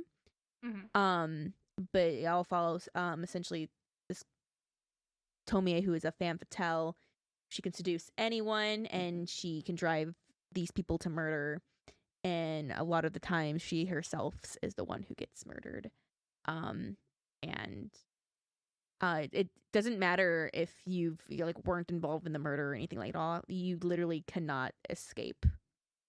If you've met her, you cannot escape her. Like, she will come back for you at some point, and it's really unsettling. It's like, even though you know after a while like what's coming, like it's still very unsettling and very creepy throughout. Okay. I think like the volume count is very difficult to keep track of, but I usually just watch the giant compiled version from Viz. But yeah, fair. It's a classic. This one is like a little bit less gory though. Because this is kind of one of his works that is more aimed towards girls than it is the regular guys that read his works. So I know it's probably not Tomoe, but isn't Junji Ito getting a new anime? Like one of his works getting a new anime? Didn't I get it? Yes, that one's Uzumaki. Okay, yeah. That's been in the works for a while, and they everyone's just like, okay, anytime now. Yeah. I remember you can tell that there's been a lot of love and care. Yeah. So if Uzumaki does well, I guarantee we'll probably see more adaptations like that of his works. I hope so, because I've been told like that the adaptations haven't been good so far. There was another one that was apparently bad. I'm not sure. I'm taking this from secondhand sources, But Yeah, I don't know. I have a few of his works, but I don't have all of them. mhm, So I don't know the anime side since I do more of the reading aspect, but right. I always end up like getting his works in like my subscription box, and I'm like, well, it's another one to save for Halloween, except I didn't read or watch anything spooky this season, so I'm like, Yeah. okay, never mind. Okay, yeah, there's the Junji Ito collection that was anime. It's on Yeah. Crunchyroll. It's 13 episodes. Yeah, and they're like all different works Mhm. from him. Yeah. So I've heard it's not good. I have not checked it. Um, but I think it's generally people complain because his art style is very unique and it doesn't translate well outside of still yeah, images. So, which makes yeah, sense. So, yeah. It's very hard to animate style, which is why like the Uzumaki, they're really trying to work with his style, and that is mhm. what it looks like. So well, if that does well, that's where I'm like, if we'll probably see it. But If I if it doesn't do well, remember, well, they tried, and he's just not animatable. if I remember correctly, wasn't the trailer all in black and white? It was. Yeah. Okay. Yeah. It's gonna be interesting if they continue on with that because that's gonna be really cool. To be It's very gonna be really cool. very unique. Like if they stick with that throughout, I guarantee. Like I'm pretty sure it will be popular, and we'll probably see more of his works adapted in that way. Yeah. Fingers crossed on that one. Yes. Uh, another one. Next one on my list is one I've definitely talked about before. And I feel bad I'm gonna probably be rehashing it, but it definitely probably fits really well here. And it's Hell Girl because I know we brought it up in the oh my god, God of Death, Shinigami Oh, episode. Shinigami. Yeah, we brought it up on that one. But Hell Girl is very much horror anime. It's episodic series where if you want revenge on somebody or somebody's done you wrong, you can put their name down in the Hellgirl website, and the Hellgirl Inma will enact your revenge, but in exchange, you also sell your soul to go to hell. And generally, every episode is here's the person putting in the name and the website. The later parts of the episode are I kind of watching the situation from a distance, or her little spies, because she has little people that help her in her journey while they watch how this person that is wronged interacts and stuff and sees what is actually done, and then they make the decision whether they're actually going to help her or not inside the contract. Then they do the whole contract scene, which is iconic of like, if you pull the string away from the straw doll, then you sign your contract basically and seal your fate. And the revenge part is generally very detailed, very supernatural of like whoever is the bad person is trapped in this fucking hellhole for a minute of having to suffer whatever they did to the previous person. Like, yeah, case in example, say you're the person that kicks puppies for a living or something, and that's why you're going to hell.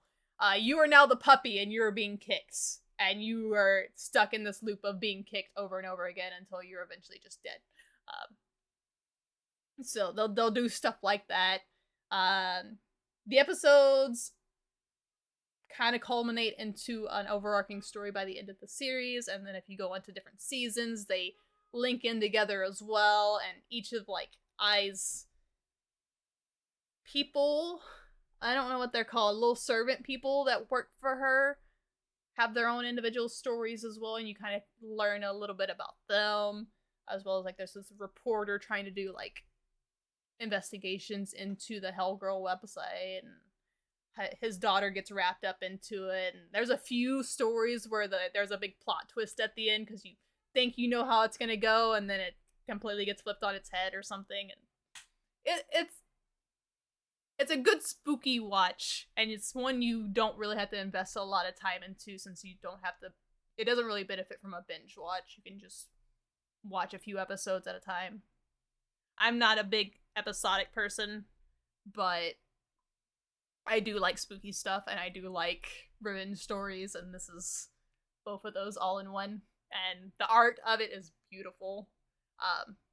One of the seasons does suck. I don't remember which season it was. I think it's season 3, but I still watched it.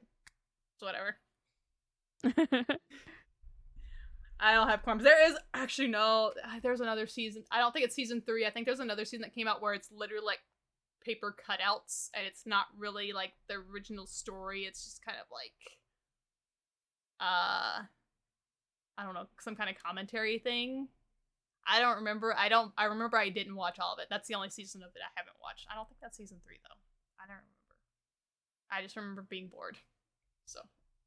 Yeah, I remember it was always like the one that people like to throw on at like anime clubs. Yeah. They're like, we're gonna watch an episode of this. I initially got into it from Anime Club, and I mean, granted, younger me got into it because there was a very attractive male in the character, and there was a spicy scene in the episode that I watched with that male character. I got into it more so because of the actual story and less superficial values, but younger me had very low standards. If it had a hot guy in it and there was a sexy scene in it, I'd watch it. Yeah. I've been through that phase too. What's you next? Okay, this is the last one that I have. Okay. Because you have watched far more than I have. I actually only have like 3 others, and I can just do those with honorable mentions. So. Okay. My last one is one I've talked about before as well. And I kind of mentioned, so I mentioned another work by this author earlier. And this is another work by Shuzo Oshimi, which is The Flowers of Evil. Ah, okay. Yeah. So that one, it's like like you said, it's not like that gore horror. It's like that really like unsettling, like really creepy horror where you're getting goosebumps and you're like, it's very atmospheric. Right. But yeah, it follows this guy who ends up kind of doing some, like, has a moment where he just like does something really creepy and perverted, and he gets caught by like this absolutely insane girl who has like her own issues, and he kind of blackmails him into doing more perverted things. And it's very, very creepy and very unsettling. And I've talked about this anime again, but it's a beautiful anime because it's one of the that uses rotoscoping, and it's used not for it to be like a pretty animation, but it's used to really give the effect that this is a very like creepy and unsettling atmosphere, and the music and everything all together. It's just, I watched one episode. I'm usually creeped up and up. I'm like, okay, I'm gonna like walk away for a bit before I even try to do episode 2, and then I don't come back because I'm still creeped out. Right. But I have watched it and read it to completion. Okay. Yeah, it's just a very creepy series, and I keep coming back to it because it's just, I haven't seen, especially something that has such great production value, and really you can tell a lot of heart and thought within the adaptation that just gets absolutely shit on because they don't like how it looks, because it looks different from the manga. And I'm like, but that's the point. Like, this is like one of those like anime is art kind of pieces, and it's like everyone who hates it because it's different from the manga art, it's like, no, you have to understand, like, this works so well. It is so good. It's insane. And then you can read it and then you can enjoy it for like whatever art style it is. But like, it's, oh god, it's just, it is the artsy Pete's. I freaked out because I found someone at Anime Expo who was cosplaying the Crazy Girl Sawa. Oh, nice. And I like flipped out. I was like, oh my god, she's like, you're the first person who's recognized who I am. And I'm like, really? There's no way I could, like, you have, it's bright red hair, that uniform, you have the flower, like, you were very obviously like Sawa. And yeah, it was nice. It was a moment. I love when you see like cosplays from stuff that isn't like exactly mainstream or in the norm too. And you see stuff like that.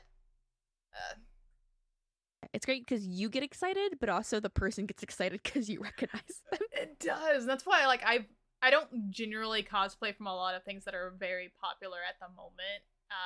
Even though that if I ever wanted to do a group, that's kind of the only way you could do it.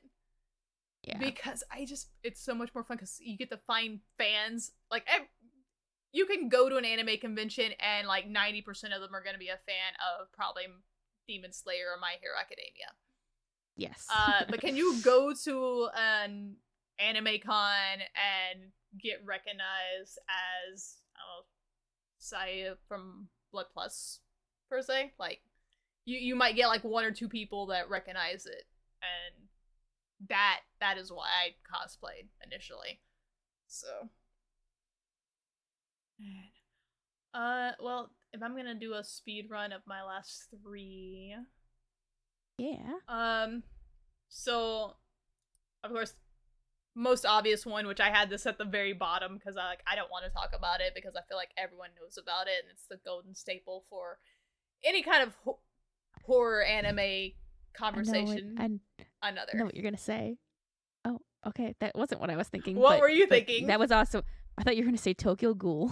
Oh, I don't really view that as a horror, to be honest. I don't either, but like I looked it up and listed. it says horror, and I was like, oh, okay, but that's also a staple. I mean, technically they had Parasite listed as a horror as well, and I looked at that and I was like, it has a horror aspects, but it's not horror fronted, so I didn't like go with it.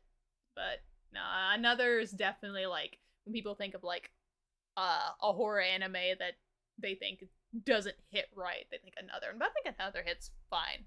It's that whole thing I described earlier where it's like, it's anime, you're not going to be as immersed as you would in live action if it was done in live action. The next one is Devilman, not Crybaby. Any other iteration of Devilman is fine. Even Devil Lady's great. Devilman Crybaby was fucking ass. Please stop talking about it. It's horrible. I was uncomfortable when he jizzed all over his fucking ceiling. Please go watch a decent Devilman series. There's so many of them. They're amazing. They're just as edgy and they're just as bloody, and they are so stylistically beautiful. Please stop watching this dude cry and jizz his pants. I don't like it. And my last is actually a Satoshi Kon movie. It is the first Satoshi Kon movie I watched, and it's Perfect Blue. So. Oh yeah, that's a good one. Yeah, I mean, most of Satoshi Kon's movies are pretty like psychological or like suspenseful in a way, but yeah, Perfect Blue is definitely like a horror movie. It's really good. Kind of fucks with your head a little bit. It came out in the 90s, so the art style is very dated, but if you're cultured, you won't mind. So if you're uncultured, then you probably only watch isekais, and I don't know why you're here listening to us, to be honest. So yeah, that does be my like speed run, because everything else that was kind of listed as horror, like Tokyo Ghoul, I think Chainsaw Man was listed as horror as well, and Dead Man Wonderland, like, they're too fantasy forward, in my opinion. Like, granted, like, Hellsing and stuff like that has fantasy elements into it, but at least they feel grounded in a slight reality to me, so. Yeah, that, and like people talk about those all the time. We can slide the paper under their door and talk about different series that. Yeah, I mean, which is what we kind of started this for, was to start the conversation on things that people need to talk about, other than, same 3 anime every season. Cause exactly, that's us kind of really also go into our own memories and being like, oh yeah, I remember reading that too, and right, bringing that back up and being like, hey, yeah, never know like what you, because especially going through like genres, I think we both kind of like, damn, I forgot about this, or shit, don't really ever have an opportunity to talk about this, because that was me with like Blood Plus or Shinsekai Yuri and stuff. Like, those aren't anime I would generally pull up in a conversation out of fucking nowhere, because no one really comes and be like, hey, recommend a good horror anime to me. They're always like, can you recommend a fantasy anime or a romance anime or drama or something, and I'm like, those can do, but horror doesn't really get like asked about as much. No, I think like there's such like a horror community too Mm-hmm. that a lot of people just get it through their friends, and so people who are like really in the horror typic, well, from my perspective at least, it seems like they all are kind of like in like a group of people who also like horror, and usually more so than being like an anime fan, they'll be recommended something that's horror that is an anime, and they'll check it out more Right. so than an anime fan looking for horror. Yeah, which is a shame. But I also find that there's a lot more horror fans that are manga fans than there are anime fans. Yeah. Just because, not because like, in my, at least from what I'm seeing, it's not necessarily because they think the anime adaptations are bad. It's more so like there's just more content in manga for horror than there is in anime, because a lot of horror stuff is usually shorter, so there's a lot more of it. That's true. That's true. I guess because I hang around like both groups. I have especially like in the streaming community, because I hang around a lot of people that do horror games. So of course they are generally into horror movies as well. And I'm thinking like most of the horror people I know aren't into anime. Like I don't have a lot of crossover. Yeah. I know some that are, but like most of them don't really watch anime. And it's weird to think that I have friends that don't watch anime, because that's generally like 90% of what I talk about. That and Apex, but that's another problem that's growing. But yeah, I'm looking through my entire friends list. All my horror friends don't watch anime, except for one. I think I have like one horror person. They're like, "Oh, you like anime? I know one anime, and it's a horror anime." And I'm like, "Yeah, yeah, yeah, sounds about right." I feel like if I DM'd half of the people that play horror games and asked them what what anime they know, they would list Elfen Lied, and I would be upset. And that's probably why I never talk anime with them. I love Elfen Lied. I really do. I just. You get sad when it's like the same thing where, if I talk to people like, "Oh yeah, I like romance anime," like, "Well, when do you like Oran?" You're like, "Okay, yeah. you could have given me a different anything, but you." And there's nothing wrong with liking Oran and it being your favorite. There's nothing wrong with that. But when you ask, you kind of are always like, you're thinking like not the popular thing. I guess people might feel the same way when I answer Fruits Basket, because they're like, "Oh, that's." Yeah, because I was about to say, like, I think I feel that way about Fruits Basket if somebody were to ask for a romance recommendation, because I put Fruits Basket as a drama first and foremost. But yeah. Fruits Basket, I feel like, is at least, even with the remake, I feel like it's still less known than Oran, because I feel like Oran is so ingrained into the community. It is. That's why I just like, "Oh yeah, like, what's your favorite?" They're like, "Oh, it's Oran," and I'm like, I this was an open question where you could have like advertised or talked about anything, and you just picked Oran, and I'm just like I said, nothing wrong with liking Oran, but it's like I just, there's a few things wrong with liking Oran. I like Oran. I'm not obsessed over Oran, but I like it. I think it depends on who your favorite host is and whether there's a problem. I judge certain people very heavily on who your favorite character is. So. But I shouldn't tell you what mine is, because I think you would judge me harshly. I don't. Are you a Honey Senpai enjoyer? No. Okay, then you're fine. Okay. Because like I like Honey Senpai, but people who are like, yeah, that's the one I find sexy, I'm like. And it's not even because he looks younger, it's just because his entire personality is just, I like sweets and animals, and that is my entire thing. And I'm like, you have so many characters in here that have more personality than Honey Senpai. Please come attack me, Honey Senpai enjoyers, because like I don't even have a problem with the Shoto format thing. Like, it's fine, it's whatever. It's very much just his entire personality is, I take naps and I eat strawberry cake and I have this plush bunny, and that is it. That is his entire personality. And Yeah, I liked him definitely a lot more later on. That's not in the anime, like Mm-hmm. where he was associated later in the manga. I Yeah. did like Honey a little bit more in that aspect. Yeah. Um, but there was ones I liked in all aspects. So I was like, okay, yeah. So it's not Honey. No, I pretty much pegged you as being a Tamaki enjoyer, so. Fuck you. You're right, but fuck you. I feel like that's just too on the nose for you. I'm sorry. Yeah, it is. It's always the fucking blonde ones. Yeah. If it's not like the mishy haired characters, it's usually the blonde ones. Yeah.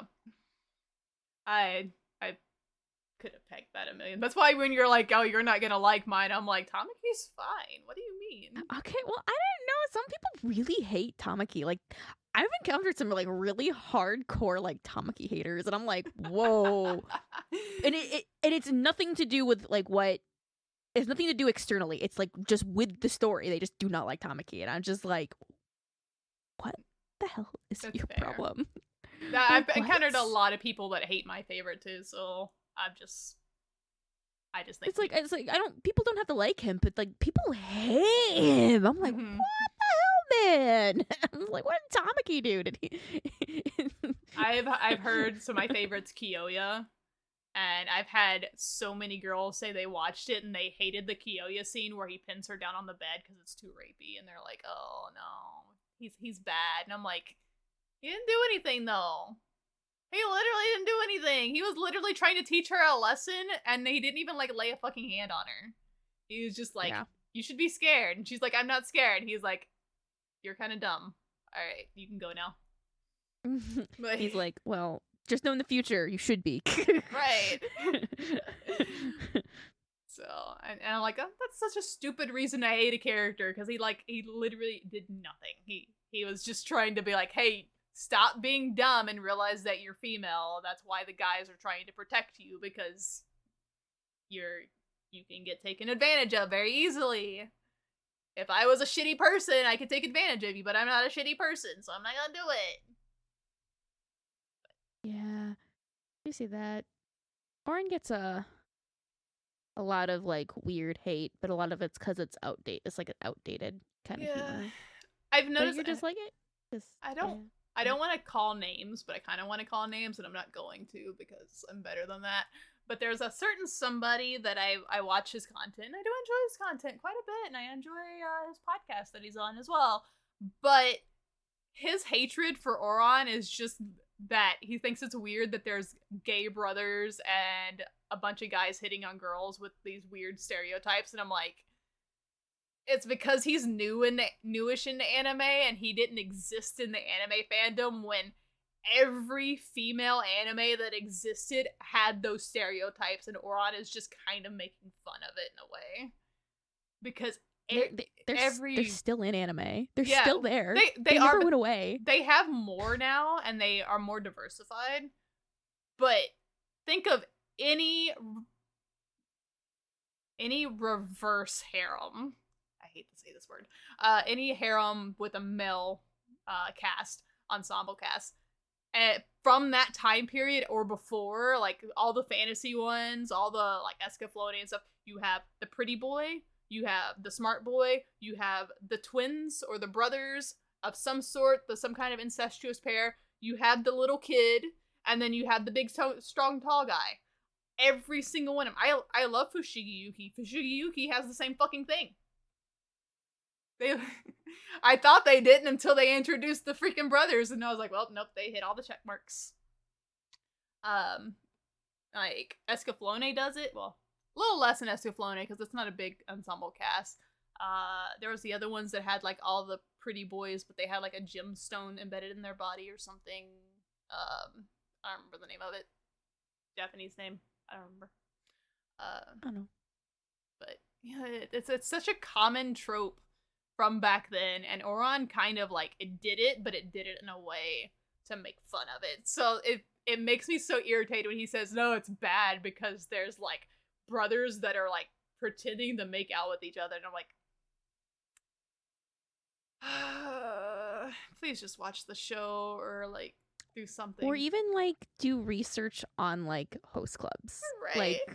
Like just like look it up. Like they're real things that exist, and like that this is stuff that, granted, this is anime, so things are a bit exaggerated and like for the comedy aspect, but like these things exist and people play tropes because people want to interact with that. Like that's I don't want to say it's normal, but it kind of is. So it's like it's something that exists and it's out there. So it's like it might be weird to you because you haven't encountered it, but it's not wrong or bad. Yeah. I don't know. It's and then this is gonna come weird for me, but it's weird to like dislike something just because it's not your thing and say it's bad because it's not your thing. Like, coming from me as the person that generally shits on isekais because isekais are just generally bad. Like, even isekais submit they're fucking bad, so I get a pass on that one. But like, I couldn't be like, oh, I'm not really into shoujo, so all shoujo is bad. Like,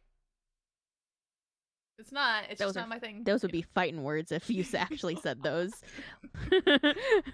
All shoujo is bad. I'm ready to like that's like, I don't think you realize this how much, like, even though like you were saying it within the context, like I immediately was in like fight mode. Like I immediately like I moved, my hands like balled up in a fist. I was ready to like grapple. Like insert the fucking Arthur my meme. fight. Nah. No, like imagine more like a Power Ranger, like getting ready for like oh my god, transform. Like that's like how I was like, oh my god, no. I'm pretty open-minded to most things. I know shoujo's just generally not my thing. Like, there is shoujo I like, case in point, Fruits Basket and Oran. Yeah. But it's just not what I gravitate towards. Like, I respect it for what it is. I'm just always been more into beat 'em up, punchy anime where, you know, power of friendship. Which is on brand for you. Yeah. Quick to throw hands for anything. It's fine. But, alright. Anything else we want to add into that, or you want to take us out of here? I want to take us out of here. So this was our Rex or just series we picked that were like horror stuff for this week's Rice Ball Conflict. I'm Shuri. You can find me on Twitter at Lady Shio. I rarely stream at Shurin's on Twitch, and then I have there's basically the two main places you can find me. I usually am right now in fandom hell or tweeting about manga collections if they send me the manga. But anyways, and we're saying, where can they find you? I am Cyan Kincaid on Twitter and Twitch. I stream a lot more frequently than Shio, and I will be streaming a lot more frequently now that I work a daytime job and I'm no longer a vampire. So, woo! Yeah. All right, but this has been our episode today. You can also find our podcast at RiceCon Podcast on Twitter. You can find us on YouTube, Spotify, and Google Podcast. Mm-hmm. Google Podcast, right. I always forget if it's Apple or if it's Google. Yeah, Apple, I'm still struggling with that one, so... maybe someday we will. Yeah. So, right. And then we also have that new series that you launched for Digimon, so you can definitely check that out, too. Yeah, Digimon Conflict. 2nd episode's out now. So, heck yeah. If you're interested in the OG Digimon series and you want to, like, revisit it with me and a group of wonderful individuals, go check it out. It's on its own Spotify account, but it's on the same YouTube channel as this one. Yeah, so definitely check it out. I know Cyan's put a lot of work into it, and her love for Digimon definitely comes through with it. I finally get to talk about it without my co-host spacing out on me every time I bring it up. Yeah, it does happen every time I'm like, you start talking about Digimon. Immediately I'm like, yes, Digimon. I apologize. I know I do it, and I'm like, oh man, but I can't help it. I'm like, ah. I hear it on there. What's funny is like one of the people that I have on that podcast is a huge Pokemon fan, knows nothing about Digimon. And so it's her very first experience with like Digimon stuff, and she's like, this is not what I expected at all. And I'm like, yeah. Heck yeah. You were expecting Pokemon. Yeah. All right. Well, thanks for listening today. Bye. Bye-bye.